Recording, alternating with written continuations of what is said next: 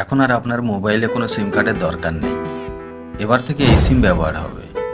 এই নতুন সিম ফোনে থাকা সত্ত্বেও আপনি দেখতে পাবেন না। এই সিম টোটাল ইনভিজিবল। এই সিম ফোনে থেকেও থাকবে না। আর খুব শীঘ্রই এই সিম প্রত্যেক ফোনে কম্পালসারি হতে চলেছে।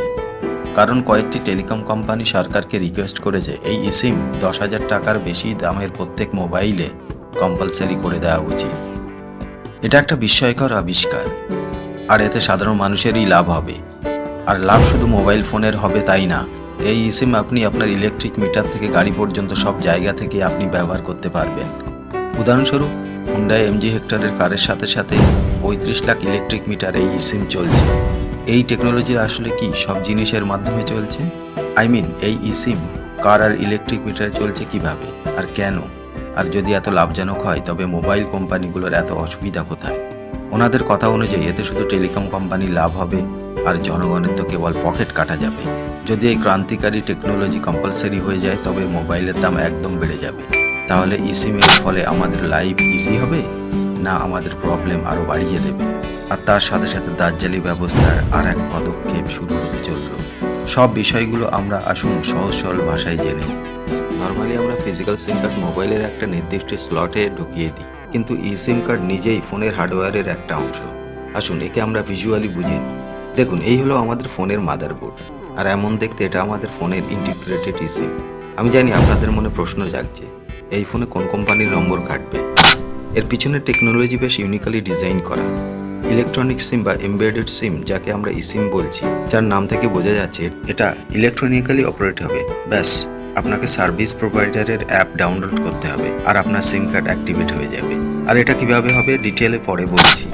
তার আগে টেলিকম কোম্পানিগুলোর বিগ অ্যান্ড শাইনি ক্লেম দেখে নিই, কেন ওনাদের হিসেব অনুযায়ী এই সিম কার্ড ক্রান্তি আনতে চলেছে। এয়ারটেলের এমডি ও সিইও গোপাল বিট্টল গ্রাহকদের উদ্দেশ্যে খোলা এক চিঠিতে সিম ব্যবহারের পরামর্শ দিয়েছেন। আরে মশাই, আপনার কাছে কেউ পরামর্শ চেয়েছে নাকি? আর আপনার এই পরামর্শ তো দুদিন পরে হুকুম হয়ে যাবে।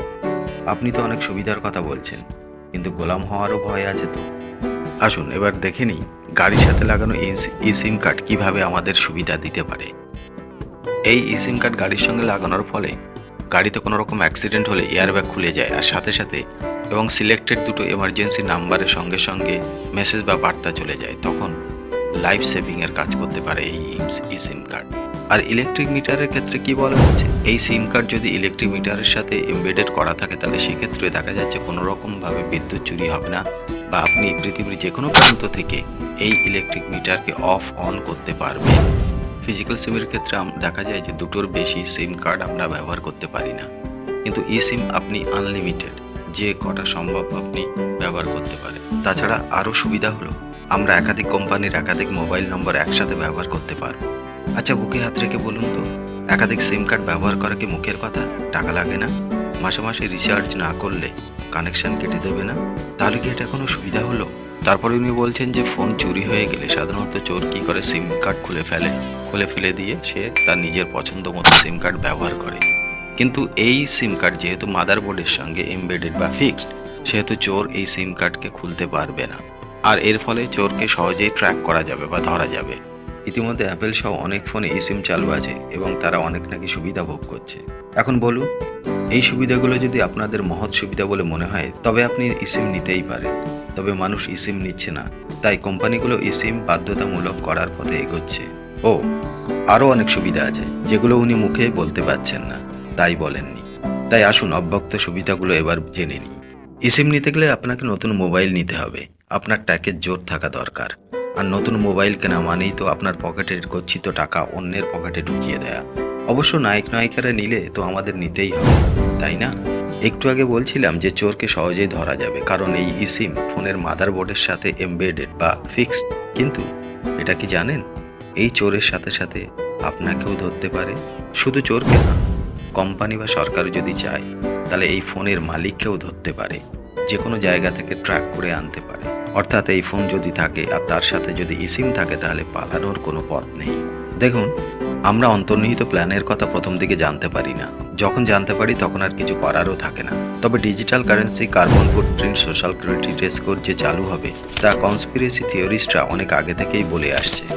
তবে আমরা ইউজ টু হয়ে যাব বা অভ্যস্ত হয়ে যাব, তখন যত খারাপ হোক না কেন খারাপ আর মনে হবে না।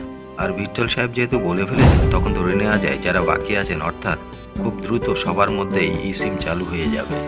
কনস্পিরেসি থিওরিস্টরা বলছেন যে আমরা ধীরে ধীরে গোলামির দিকে এগোচ্ছি, আর এই ই সিম কার্ড নাকি তার একটা পদক্ষেপ মাত্র। এইরকম হাজারো পদক্ষেপ আছে, ইনশাল্লাহ আস্তে আস্তে সেগুলো আপনাদের সামনে এক্সপোজ করব। আজ তাহলে এখানেই শেষ করছি। আপনারা সবাই ভালো থাকবেন, সুস্থ থাকবেন, আর হ্যাঁ, সাবধানে থাকবেন। যা কিছু নেবেন চিন্তা ভাবনা করে নেবেন। আল্লাহ হাফেজ।